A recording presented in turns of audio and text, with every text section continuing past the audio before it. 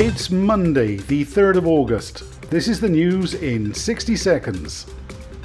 In today's newspapers, the big story is the clarification of quarantine rules for entering Qatar, once you have approval to return, that is.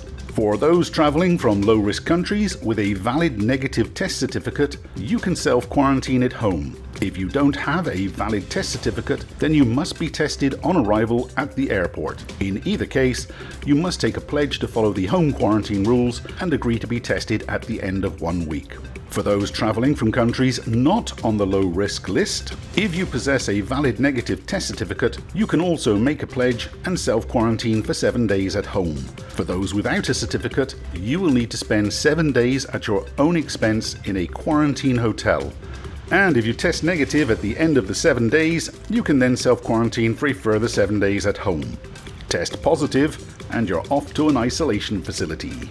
For workers returning who are housed in camps, and also domestic workers, because you can't self-quarantine for a week after a 7-day hotel quarantine, you will need to spend a total of 14 days in a quarantine hostel instead.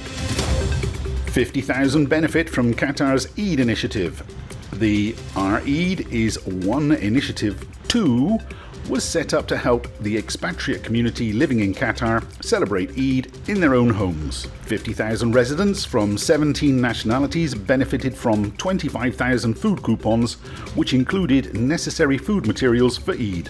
25,000 greeting cards and 3,000 gifts for children were also distributed.